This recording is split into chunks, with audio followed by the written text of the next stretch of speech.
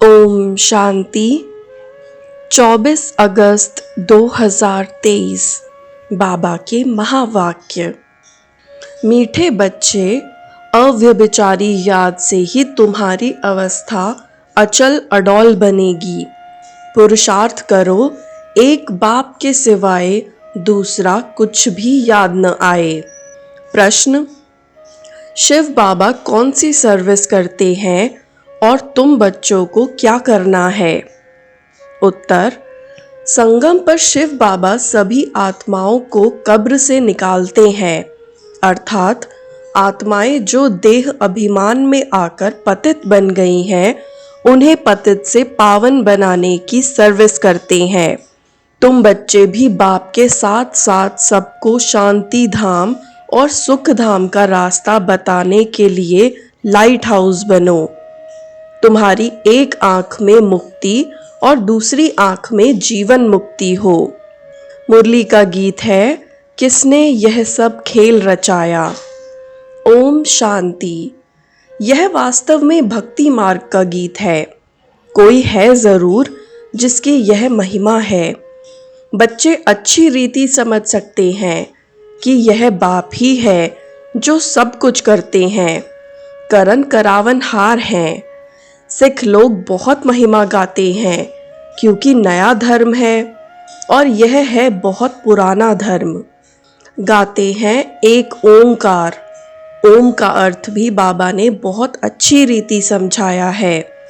वह तो बहुत लंबा चौड़ा अर्थ कर देते हैं। मैं कहता हूँ, मैं परमात्मा परम धाम का रहने वाला हूँ। मैं पुनर्जन्म में नहीं आता हूँ, तुम पुनर्जन्म में आते हो। बाप बच्चों को बैठ परिचय देते हैं। मैं बच्चों के सामने ही प्रत्यक्ष हूँ। इन्हों को समझाया है, मैं हूँ परम पिता परमात्मा, जिसको तुम आत्माएं भक्ति मार्ग में याद करती हो। ओ गॉड फादर। उनकी महिमा भी है पतित पावन, रहम दिल, लिबरेटर। उनको गाइड भी कहते हैं। यह है पांडव सेना। पंडा मुक्ति जीवन मुक्ति की राह बताते हैं। गाते भी है ना, नैया मेरी पार लगाओ। बरोबर परमात्मा को खिवैया भी कहते हैं, बागवान भी कहते हैं। कहते हैं तुम कितने मस्त थे। सतयुग त्रेता में बेपरवाह बादशाह थे, कितने वैभव थे। श्रीनाथ द्वारे में कितने वैभव खिलाते हैं, पक्की रसोई बनाते हैं। जगन्नाथ के मंदिर में दाल चावल बनाते हैं, वहाँ काले चित्र दिखाते हैं। अभी तुम सब काले हो।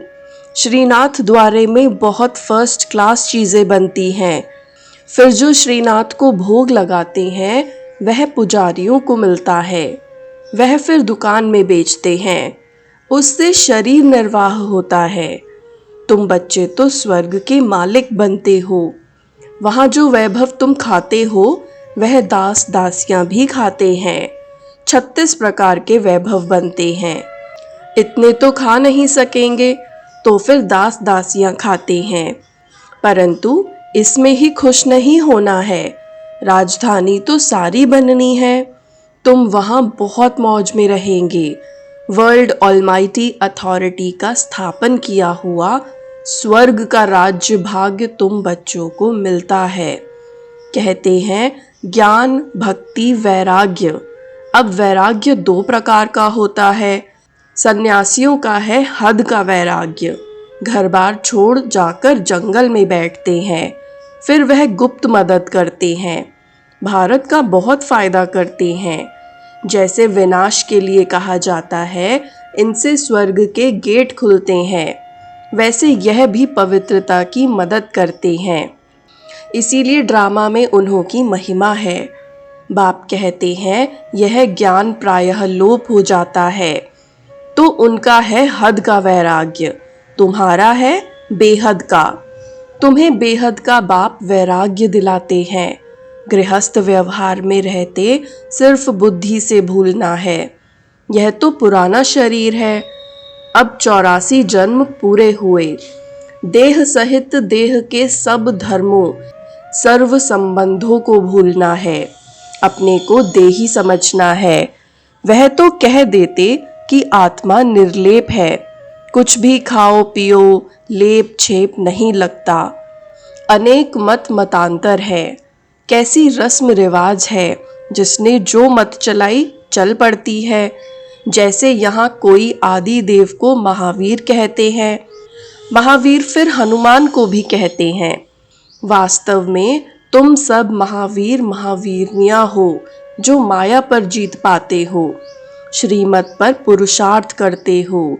तुमको अपनी अवस्था ऐसी रखनी है जैसे अंगद को रावण हिला नहीं सका। तुम महावीरों को भी भल कितना भी माया का तूफान लगे, परंतु हिलना नहीं है। यह अवस्था अभी नहीं होगी, पिछाड़ी में ऐसी अवस्था होनी है। कितने भी विकल्पों के तूफान आए, लेकिन अडोल रहना है। अव्यभिचारी याद रहे और किसकी याद न आए, इसमें मेहनत बहुत करनी है। पिछाड़ी में ही अचल अडोल बनेंगे। अचल घर यादगार है ना, उसके ऊपर गुरु शिखर है। अभी तुम समझते हो ऊंच ते ऊंच है शिव बाबा, वह है रचयिता। पहले पहले क्या रचते हैं वह भी बुद्धि में रखना है। ऊंच ते ऊंच है शिव बाबा, फिर है ब्रह्मा विष्णु शंकर सूक्ष्म वतनवासी। विष्णु को 4 भुजाएं क्यों देते हैं? इससे यह प्रवृत्ति मार्ग सिद्ध होता है। तुम्हारा है प्रवृत्ति मार्ग, ब्रह्मा द्वारा स्थापना कराते हैं। ब्राह्मण धर्म है ऊंच ते ऊंच, देवताओं से भी तुम ऊंच हो, क्योंकि तुम सर्विस करते हो। दैवी धर्म की स्थापना कर फिर तुम विश्व के मालिक बनते हो। ऊंच ते ऊंच है एक बाप, अथवा महिमा लायक एक ही शिव बाबा है, दूसरा न कोई। बर्थडे एक शिव बाबा का ही मुख्य है, बाकी तो कोई सर्विस नहीं करते। लक्ष्मी नारायण भी प्रारब्ध भोगते हैं। अभी तो सबकी कयामत का समय है। पहले पहले भक्ति भी शुरू होती है एक बाप की, वह है अव्यभिचारी भक्ति। अभी तो बिल्कुल व्यभिचारी बन गए हैं। तुम शिव बाबा से लेकर सभी के ऑक्यूपेशन को जानते हो। अभी तुम प्रैक्टिकल में बाबा के पास बैठे हो, जानते हो कि हम फिर से भारत को स्वर्ग बना रहे हैं। जो बनाते हैं वही फिर राज्य करेंगे। फिर वहाँ लक्ष्मी नारायण की डायनेस्टी चलती है, फिर राम की। अब उनकी क्या पूजा करें, उनको तो नीचे उतारना ही है। प्रारब्ध भोग पूरी की, बस। तुम ही पूज्य से पुजारी बनते हो। तुम जानते हो कि भक्ति मार्ग में क्या होता है, 63 जन्म कैसे लेते हैं। अभी तुम ब्राह्मण हो, फिर ब्राह्मण से देवता, क्षत्रिय, वैश्य, शूद्र वर्णों में आएंगे। यह ड्रामा अनादि बना हुआ है, कोई रोक नहीं सकता। बाजोली खेली जाती है ना, तीर्थों पर बाजोली खेलते जाते हैं। आगे बाजोली का बड़ा प्रभाव था। अभी तो अनेकानेक मतें निकल पड़ी हैं, सिवाय एक बाप के और कोई मुक्ति जीवन मुक्ति दे नहीं सकता। अब तुम्हारी एक आंख में है मुक्ति, दूसरी आंख में है जीवन मुक्ति। बुद्धि कहती है हम लाइट हाउस है, तुम हो मनुष्यों का रास्ता दिखाने वाले लाइट हाउस। पहले पहले जाना है स्वीट होम, अभी नाटक पूरा होना है। तुम बच्चे जानते हो कि यह सच्ची गीता आदि क्यों बनाते हैं। जो कच्चे हैं वह पढ़कर पक्के बने, बाकी तो यह सब खत्म हो जाने हैं, फिर वही गीता आदि निकलेगी। गीता का एक श्लोक उठाकर उसका अर्थ करते जाते हैं। गीता में तो है भगवान वाच, गीता भगवान ने सुनाई थी, परंतु समझते नहीं हैं। बाप कहते हैं मैं इन शास्त्रों से नहीं मिलता हूँ, जब भक्ति पूरी होती है तब मैं आता हूँ। ज्ञान है दिन, भक्ति है रात। आधा कल्प है रावण का राज्य। रावण देखने में नहीं आता है, बुद्धि से समझ सकते हैं। इनमें काम का भूत, क्रोध का भूत है। यह अशुद्ध अक्षर सतयुग में काम नहीं आते। यहाँ तो एक दो को गाली देते रहते हैं। ये सब बातें सतयुग में नहीं होती। अभी तुम समझते हो बाप पतित पावन स्वर्ग का रचयिता है। स्वर्ग रचकर फिर अपने को छिपा लेते हैं। इनको कोई भी जान नहीं सकता। भल शिव का चित्र है, परंतु पता कुछ भी नहीं। शिव बाबा कब आया, कैसे आया, ब्रह्मा विष्णु शंकर का क्या राज है, वह कहाँ रहते हैं। लक्ष्मी नारायण को सतयुग में इतनी ऊंच राजाई कैसे मिली, कलयुग में तो है नहीं।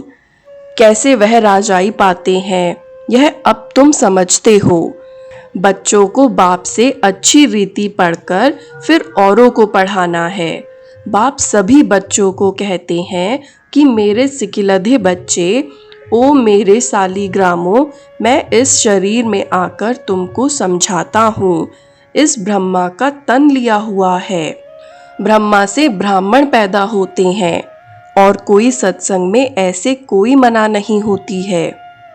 यहाँ मना करते हैं, विष पर ही झगड़े होते हैं, जिसके लिए ही बाप कहते हैं यह विष आदि मध्य अंत दुख देते हैं। यह है नंबर 1 दुश्मन। इस काम महाशत्रु को जीतो जिसने तुमको आदि मध्य अंत दुख दिया है। इसीलिए कहते हैं पतित पावन आओ। जानते हैं हम पतित हैं, तब तो जाकर पावन के आगे माथा टेकते हैं। पवित्रता की कोशिश होती है, इसीलिए उन्हों का मर्तबा रखते हैं। वह भी समझते हैं हमारे जैसा ऊंच भारत में कोई है नहीं। उन्हों को भी तुम शक्तियों ने बाण मारे हैं। अगर स्थूल बाणों की बात होती तो ऐसे थोड़े ही कहते कि परम पिता ने बाण मरवाए हैं। यह है ज्ञान के बाण। तुम हो ब्रह्मा कुमारियां, वह फिर ब्रह्म कुमारियां कह देते हैं। कहते हैं ब्रह्म ही भगवान है। बाप कहते हैं यह तुम्हारा भ्रम है। अब तुम्हारे पास सन्यासी लोग भी बहुत आते हैं। बड़े बड़े आदमी सन्यासियों के पास जाते हैं, बोलते हैं महात्मा जी चलिए हम आपको भोजन खिलाएं। बहुत उन्हों की खातिर करते हैं। पवित्रता की निशानी है ना। आजकल तो कई डाकू भी सन्यासी का वेश धारण कर लेते हैं। तुम तो बिल्कुल साफ हो और तुम हो भी राज ऋषि। अभी तुम ऊपर से नीचे तक समझ गए हो। जानते हो हम सो देवता लक्ष्मी नारायण बन प्रारब्ध भोगते हैं। आधा कल्प बाद फिर जब और धर्म आते हैं तब लड़ाइयाँ आदि लगती हैं। यह भी सब ड्रामा में है। तुम मूल वतन, सूक्ष्म वतन, स्थूल वतन, सृष्टि के आदि मध्य अंत को जानकर नॉलेजफुल बन गए हो। चक्र को भी जान लिया है। चक्रवर्ती राजा बनने के लिए भारत में डबल सिरताज राजा रानी यह लक्ष्मी नारायण ही थे। सिंगल ताज वाले उन्हों को नमन करते हैं। पवित्रता की ताकत थी। सतयुग में वाइसलेस संपूर्ण निर्विकारी थे। गाते भी हैं सर्वगुण संपन्न। यह क्यों गाते हैं? खुद पुजारी विकारी हैं। भारत पर ही सारा खेल है, डबल सिरताज और सिंगल सिरताज। अभी तो नो ताज। तुम सारे सृष्टि चक्र को समझ गए हो। क्रिएटर, डायरेक्टर, मुख्य एक्टर कौन है तुम अभी जानते हो। फिर तुम देवता बन जाएंगे। माया की जो कीचड़ लगी है वह धोई जाती है। बाप कहते हैं मैं धोबी भी हूँ, बड़े ते बड़ा सुनार भी हूँ। तुम्हारे जेवर को अभी भट्टी में डालते हैं। तुम सच्चा जेवर बन जाएंगे। बाप बैरिस्टर भी हैं। तुमको 5 विकारों की जेल से छुड़ाते हैं, लिबरेट करते हैं। तुम रावण की जेल में हो। जेल से छुड़ाने लिए वकालत सिखलाते हैं कि अपने को कैसे छुड़ाओ। बाप कहते हैं मैं अपना कार्य कर तुमको राज्य भाग्य दे, फिर मैं गुम हो जाऊंगा। तुम सुखी बन जाएंगे। तुम राजधानी ले लेंगे, फिर मैं वानप्रस्थ में बैठ जाऊंगा। अच्छा, सबसे भाग्यशाली कौन है? बाबा कहते हैं कि कन्याएं भाग्यशाली हैं। बाबा कहते, मैं तो अपना फर्ज पालन करता हूँ। तुम पतित दुखी हो, पुकारते हो, तो बाप का फर्ज है बच्चों को मुक्ति, जीवन मुक्ति देना। ऐसा मुक्तिदाता और कोई नहीं। बाकी टाइटल वह लोग बहुत रखवाते हैं, परंतु है बिल्कुल रॉन्ग। मनुष्यों की बिल्कुल ही विनाशकाले विपरीत बुद्धि है। तुम बच्चे बाबा बाबा कहते रहते हो, मनुष्य थोड़े ही इस राज को समझेंगे। वह समझेंगे शायद इस बाबा को याद करते हैं। तुम बच्चे जानते हो कि अनेक बार बाबा ने हमको स्वर्ग का मालिक बनाया है।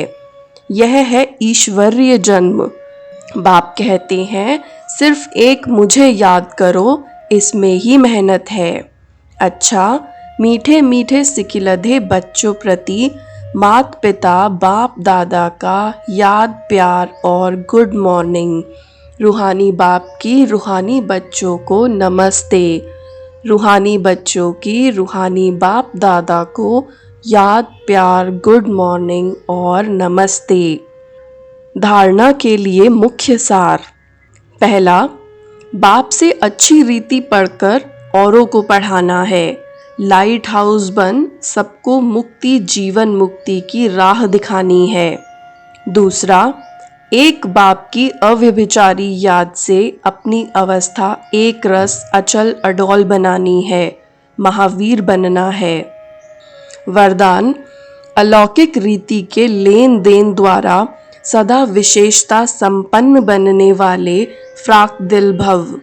अलौकिक रीति के लेन देन द्वारा सदा विशेषता संपन्न बनने वाले फ्राक दिल भव। जैसे किसी मेले में जाते हो तो पैसा देते और कोई चीज लेते हो, लेने से पहले देना होता है। तो इस रूहानी मेले में भी बाप से अथवा एक दो से कुछ न कुछ लेते हो, अर्थात स्वयं में धारण करते हो। जब कोई गुण अथवा विशेषता धारण करेंगे तो साधारणता स्वतः खत्म हो जाएगी। गुण को धारण करने से कमजोरी स्वतः समाप्त हो जाएगी। तो यही देना हो जाता है। हर सेकंड ऐसी लेन देन करने में फ्राक दिल बनो तो विशेषताओं से संपन्न बन जाएंगे। स्लोगन, अपनी विशेषताओं का प्रयोग करो तो हर कदम में प्रगति का अनुभव होगा। अपनी विशेषताओं का प्रयोग करो तो हर कदम में प्रगति का अनुभव होगा। ओम शांति।